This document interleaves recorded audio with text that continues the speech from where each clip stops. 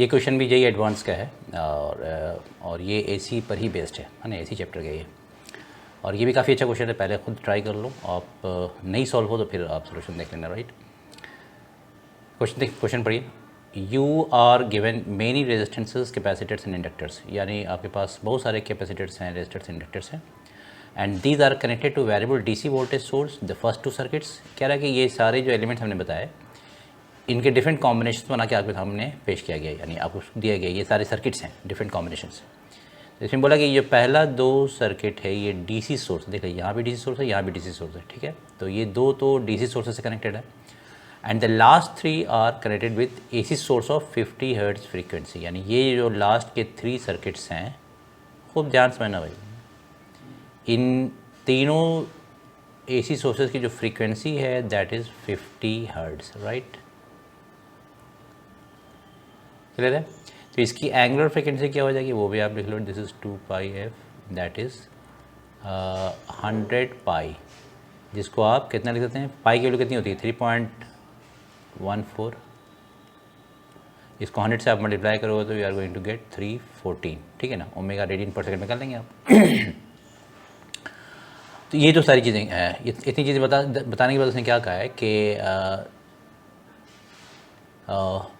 हाँ, और ये सारे सर्किट्स कॉलम 2 में है, और कॉलम 1 में क्या है कि इनके थ्रू जो करंट्स हैं और वोल्टेज है क्रॉस डिफरेंट एलिमेंट्स वो दे रखा गया है यहाँ पे, राइट। अब आपको इसको मैच करना है, मल्टीपल मैचिंग टाइप का है, ए के कई ऑप्शन हो सकते हैं, बी के भी कई ऑप्शन हो सकते हैं, कई सही हो सकते हैं इसमें। तो you have to find them all, यानी एक साथ कितने ऑप्शन करेक्ट होंगे सबको टिक करना उस हिसाब से BCD में।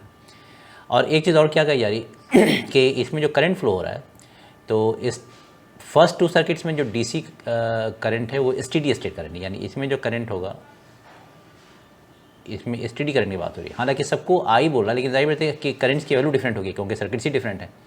लेकिन बोला कि इन दोनों में जो करंट्स है उसको आप आई मानना, हालांकि इसमें आई और इसका आई दोनों अलग अलग होगा, लेकिन कह रहा है कि दोनों में स्टेडी स्टेट करंट ही है, यानी किसी और टाइम पर नहीं लेना है, स्टेडी स्टेट वैल्यू लेना है।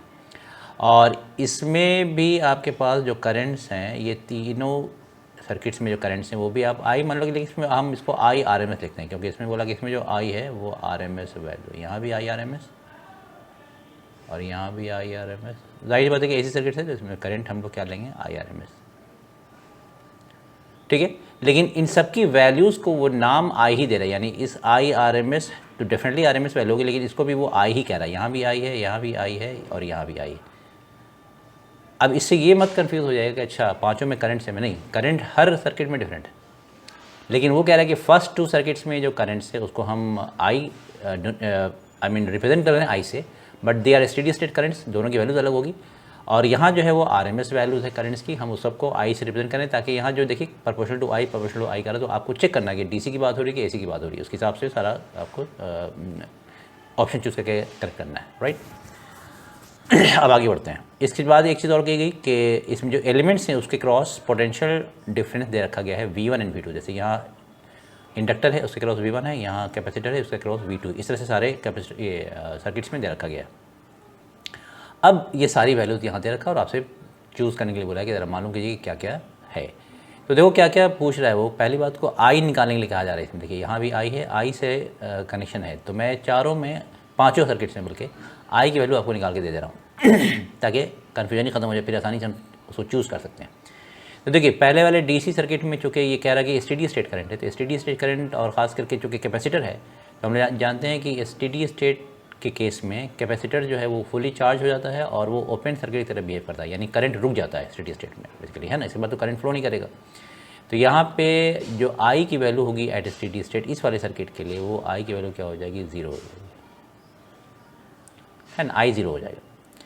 अब रहा सवाल जब आई 0 है और V1 यानी इंडक्टर में, याद रखिएगा एक चीज़ मैं और लिखा दूँ कि DC सोर्स सर्किट में, DC सर्किट जो इसमें DC सोर्स है ना, इस सर्किट में जो आप पोटेंशियल डिफरेंस अक्रॉस इंडक्टर निकालते हो वो होता है LdI/dt, यानी ये आई के प्रोपोर्शनल नहीं होता है। तो पहली बात तो आई हमने निकाली है कि आई इसमें 0 है, और V1 में निकाल लेते हैं। V1 कितना होगा, चूँकि आई 0 है और करंट कांस्टेंट है तो LdI/dt के हिसाब से VL आपका 0 हो गया, यहाँ V1 0 है, और V2 कितना होगा, जाहिर बात है कि जो पोटेंशियल डिफरेंस ये सारा, चूँकि इसमें ज़ीरो हो गया तो ये सारा का सारा पोटेंशियल डिफरेंस कहाँ आ जाएगा, इसके क्रॉस, तो V2 की वैल्यू V के बराबर हो जाएगी। निकाल लिया हमने, कोई कन्फ्यूजन नहीं। अब आइए इस सर्किट को सॉल्व करते हैं।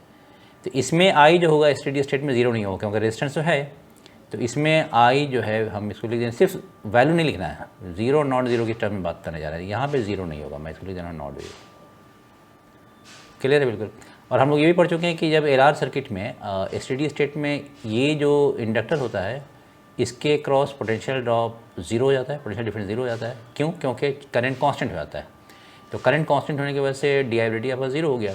तो यहाँ भी V1 जो होगा, V1 इस केस में भी क्या हो जाएगा, ज़ीरो। ठीक है, यहाँ क्यों ज़ीरो हुआ? क्योंकि यहाँ करंट ही ज़ीरो था। वैसे भी LdIdt ज़ीरो करोगे आप यहाँ भी LdIdt ज़ीरो है और यहाँ भी LdI/dt यानी करंट जो कि कांस्टेंट होगा तो उसका डिफरेंशिएशन ज़ीरो हो जाए तो V1 ज़ीरो हो गया। और V2 यहाँ भी वही होगा, जब ये यहाँ इसके क्रॉस ज़ीरो है तो सारा का सारा पोटेंशियल डिफरेंस जो आपका सोर्स का है वो इसके क्रॉस आ गया, तो V2 will be equal to V। कोई कन्फ्यूजन नहीं। अब आइए यहाँ चेक करते हैं, ये सारे AC सर्किट्स हैं। AC सर्किट में जो करंट होता है वो ये ज़ीरो नहीं होता क्योंकि वो अपना डायरेक्शन चेंज करता रहता है, ऑसिलेट करता है। तो इसमें मैं लिख दे रहा हूँ कि इन तीनों सर्किट्स में ना यहाँ I ज़ीरो है, ठीक है, और ना ही यहाँ I ज़ीरो होगा। इन तीनों में I ज़ीरो नहीं है और ना ही इस वाले में। क्या क्या है, P Q R S T, 5 option हैं। तो ऊपर के दो में, पहले वाले में ज़ीरो है, बाकी चारों में I ज़ीरो नहीं है। अब अगर इसको चेक कर लें कि V1 और V2 कैसे रहेंगे। तो AC सर्किट में जो हम लोग पोटेंशियल डिफरेंस निकालते हैं उसके बारे में आपको मालूम होना चाहिए कि वो हम निकालते हैं। जैसे मान लो आपको निकालना हो V अक्रॉस इंडक्टर, बाद में हम V1 V2 लिख लेंगे, कन्फ्यूजन नहीं होना चाहिए। हम सिर्फ बताने चलेंगे कि एक्चुअली होता क्या है। तो ये होता है IRMS, ठीक है, इंटू XL। सिमिलरली कोई आपसे पूछे कि VC बताइए तो फिर वही लिखोगे यहाँ पे IRMS इंटू XC। फिर आपसे पूछेगा कि VR बताइए, ये हो जाएगा IRMS इंटू R। कोई कन्फ्यूजन नहीं। अब आप एक चीज़ चेक कर लो जैसे यहाँ पे हमारे पास L दे रखा है, यहाँ भी 6 मिली हेनरी है, सब में 6 मिली हेनरी। तो L जो है आपका 6 मिली हेनरी, ठीक है। तो XL कितना होगा, XL हो जाएगा आपका ओमेगा L होता है। ओमेगा यहाँ दे रखा है आपको 314 इंटू 6 मिली हेनरी 10⁻⁻3। तो ये वैल्यू कितनी आने जा रही है,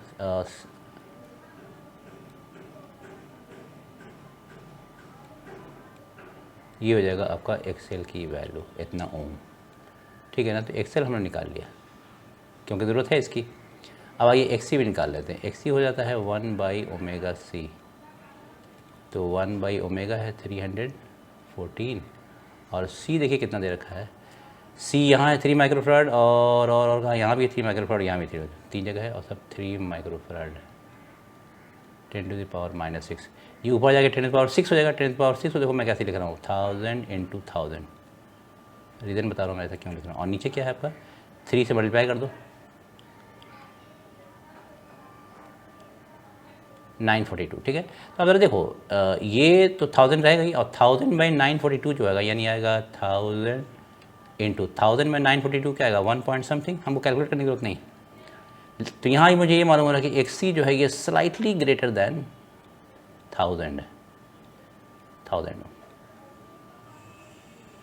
ठीक है। इसके बाद क्या है, R की दो वैल्यू थे, यहाँ 2 ओम है और यहाँ 1000 ओम है।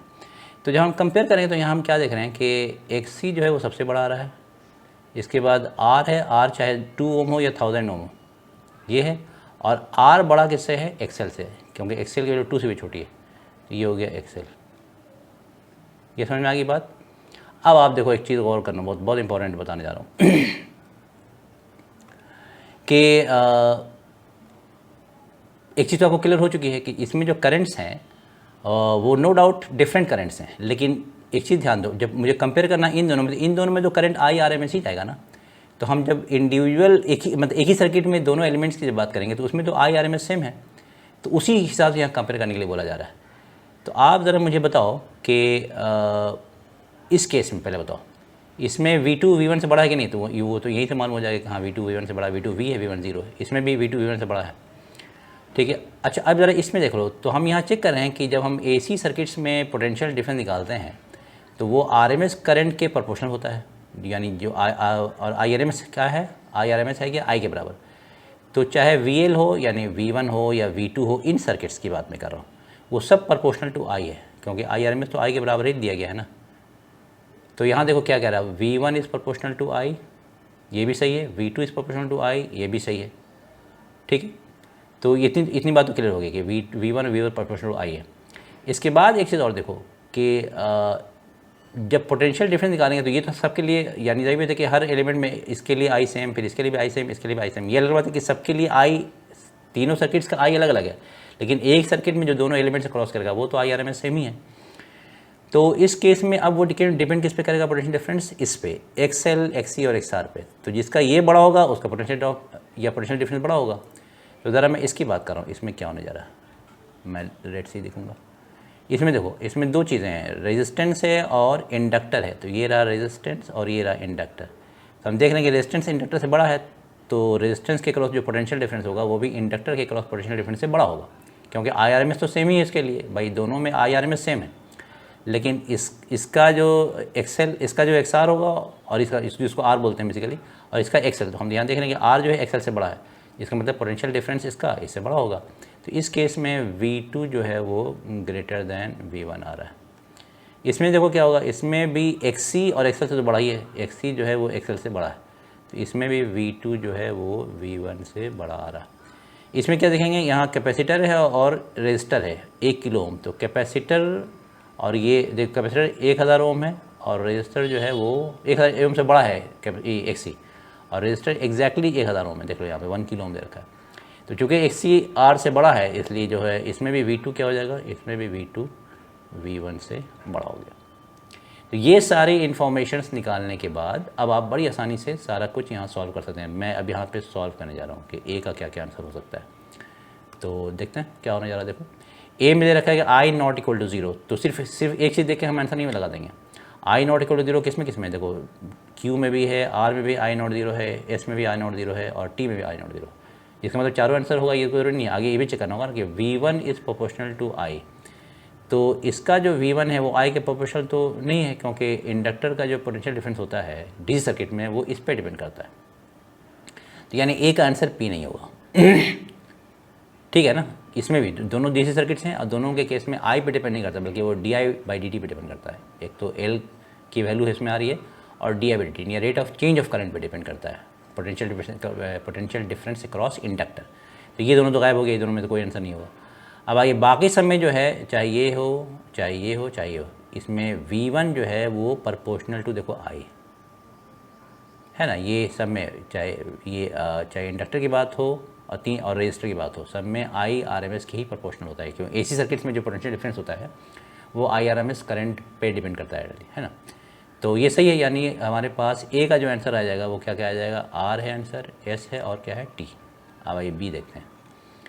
B में क्या बोला, I नॉट इक्वल टू 0, फिर चारों आ जाएगा। लेकिन यहाँ बोला V2 is greater than V1, किस में ज़रा देखो, तो V है, V2 is greater than V1, यहाँ भी आ रहा है, सब में V2 V1 से बड़ा है, इसमें भी V2, पाँचों में। लेकिन चूंकि यहाँ I 0 है तो यहाँ तो ख़त्म हो गया है, I नॉट इक्वल 0 बोल रहा है, तो I नॉट इक्वल 0 इन चारों में है और चारों में V2 V1 से बड़ा है। तो यानी इसमें आपका आंसर क्या क्या हो जाएगा, Q भी हो जाएगा, R भी हो जाएगा, S भी हो जाएगा, T भी हो जाएगा। अब आइए C पे। C में बोला V1 0, V1 किस में 0 है, इसमें 0 है, इसमें 0, और V2 equal to V, V2 equal to V इसमें भी है, इसमें भी है। तो इसका आंसर हो जाएगा P एंड Q, कोई दिक्कत नहीं। और आप D का देख लीजिए। D में क्या है, I नॉट इक्वल टू 0, चारों ऑप्शंस, ठीक है, और V2 प्रोपोर्शनल टू I। तो V2 प्रोपोर्शनल टू I का मतलब ये होगा कि हाँ, इसमें जो करंट आ रहा है, इसमें जाहिर बात है कि जितना ज़्यादा करंट होगा उतना ज़्यादा V2 होगा, है कि नहीं, क्योंकि इसमें जो I की वैल्यू आ रही है वो कितना है, वो है V/R, V/2, राइट। तो अब जाहिर है कि ये जितना ज़्यादा होगा, और हमारे पास V2 हम निकालते कैसे, V2 निकालते हैं I इंटू R। तो जितना ज़्यादा करंट होगा उतना ज़्यादा उसका पोटेंशियल डिफरेंस होगा। तो यहाँ से लिख दिया कि V2 is proportional to I। तो इसमें Q में भी है वो सही, अब बाकी सब में तो हर सही है ही वो इसकी वजह से, ठीक है। और I नॉट इक्वल टू 0 चारों में है, तो यहाँ भी आंसर क्या हो जाएगा, Q, R, S and T। ठीक है ना। ठीक है, थैंक यू, इतना ही रहने दो।